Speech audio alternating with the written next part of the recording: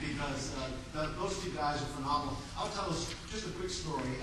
I just know Tim by reputation. I don't know him that well. Obviously, a J football player, watched him play a lot of years, he and his brothers.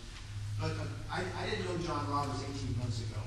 And I was the chairman of the Regional Economic Development Entity, and we were struggling to get our strategy going. And so Mike Downey, some of you know Mike, he was the executive director. He says, we need somebody to come in and give us the strategy. So I said, well, who do you think? He says, well, this guy in Austin that I know, been aware of for years, John Roberts. I said, okay, fine. So he comes in, and he spent 4 hours with us, 2 hours and then a break. I didn't know him. And I said, after that 2 hours, I went over to Daddy and I said, who invited this idiot? I wish that is the truth. And I went, anyway, when I went to talk to John, I said, what are you trying to tell us? I said, you are so off base here. I said, you're just kicking us in the butt. You're telling us how bad we are. And I said, what's going on? He just looked at me and grinned. He just grinned, and that grin. I go, oh, I get it. The next 2 hours was phenomenal, and since then, obviously, we had him come back, and because we felt like in Jefferson City, we needed a little of that momentum, we'll call it. Just for your information, obviously, I'm going to tell you about what we're going to do from here on, okay? The next 6 months. And it's the implementation plan of what John has laid out for us. I promise you that we'll be out of here by 8:30. I'll spend 20 minutes doing this. This you received tonight when you got here. It is a Cliff's Note. I'm going to give you the Cliff's Note of the Cliff's Notes, okay, tonight. But this is kind of the outline of really what we're going to be talking about in the implementation plan. We're going to have all of this documentation. In fact, 106 pages of the TIP strategy online available for you. Obviously, we're not going to go through that tonight. But again, and I thank Dr. Benson for that plug in terms of the action teams, and we'll talk a little bit about that. Okay. See that? That's what we want to do. We want to bring all of this stuff together that John's talking about and create a plan for the future for Jefferson City. So that's basically what we want to do with this implementation plan. Well, we're going to do this in two ways. First thing we're going to do is we're going to do the phase one. We're going to do some things that we know we can get done without a lot of other discussion. He's told us, we recognize it, let's do it. Things that we can do in 2011. Now, we're going to spend some more time on some things that we haven't quite figured out yet. A lot of ideas, a lot of opportunities. Those of you that attended an opportunity workshop and helped us with the evaluation of some of these things, some of those things are a little bit more difficult, and we haven't figured them out yet. That's the point of the action teams. So, somebody says, well, what are you going to do in phase one? Well, I'm going to give you 4 examples of things that we're going to do immediately starting February the 1st in terms of this strategic plan and implementation. First thing we're going to do is we're going to try like heck to get the Lafayette Street project going. One of the things that John talked about was came to Jefferson City. What did he find out about trying to get to Lincoln University? You can't get there. You can't get there. And it's true, you can't get there. This would be a gateway not only to all the things that are going on the east side, but also Lincoln University. Downtown Festival District. Young folks are telling us we need more things to do. You ever been to Kansas City Power and Light District? You know they have an internal festival district. This idea was floated by one of the young professionals, I don't remember who it was, that said, make downtown a festival district. Let's create a festival district so we can use it for things like Thursday Night Live. Let's just do it. College Internship Initiative.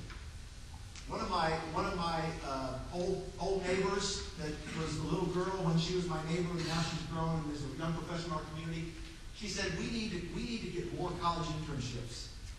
We need to get more college internships for students. And not only that, but we have a lot of interns that are here that we don't even know about.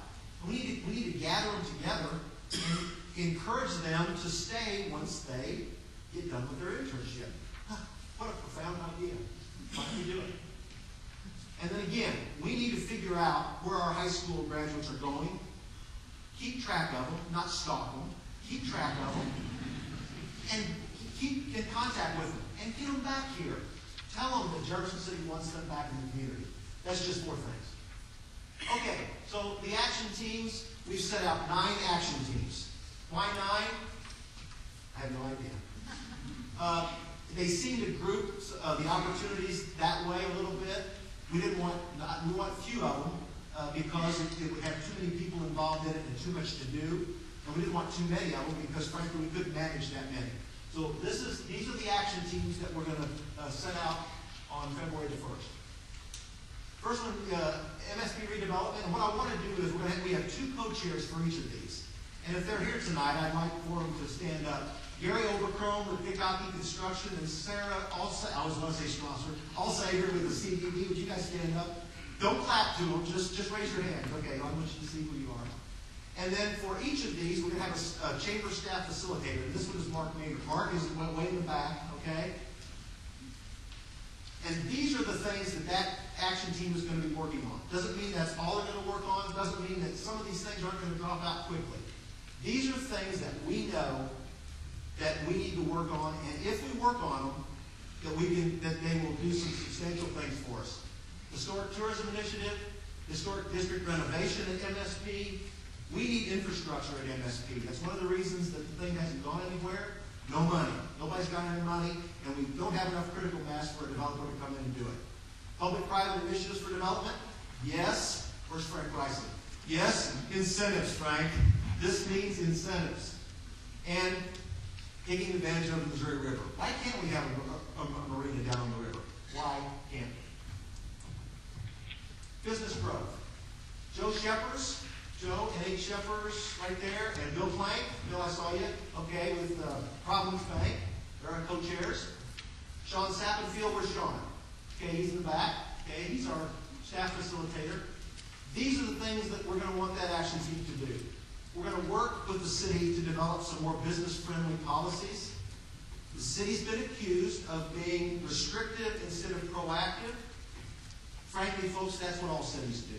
But we need to work with the city to do some things that encourage city staff and city policy to encourage growth. We need to also develop a small business growth zone. Why don't we create a place along this corridor that John Robbins is talking about and say, let's do some things up above and beyond. Let's get some things going. And then, frankly, we need an angel network in this community. We need private investors to put money toward phase 1 and phase 2 businesses to help them grow. Downtown. Steve Hauser. Where's Steve? Hawthorne Bank. And Carrie Carroll. Carrie here tonight? Okay. Carrie's with Carrie is with Carrie's. Those are the two co-chairs for the downtown group. And again, Mark is the facilitator for that one. They're going to be dealing with three major things. One is to try to get the community improvement district finalized. It's been in the works for a long time. We think that would substantially help the ability of downtown to market itself. And what the young folks are telling us, they want loft housing downtown. They want loft housing downtown. There's some being done already, but we don't have enough critical mass with that housing on second and third floors above the retail downtown. And one of the big things we always know about in downtown is parking. But if we're going to have residential housing downtown, we need more parking. Retail. This is the one thing that John blew my mind with. They teach economic developers, and I'm young to that profession. They say retail follows economic development. It's not reversed. His point is to us in his plan, he's basically saying retail you need more retail in this community because people are leaving the community because we don't have enough retail. So it's one of those sense of place things that we need to do. Lori Elsher, Dameron, Missouri, and Eric Schulte with REMAX. Okay, there are two co-chairs. And again, Sean is the facilitator for that. Again, their primary purpose is to develop a market strategy for retail in our community and to do something else, to connect our tourism with retail. Again, it wasn't on my radar screen.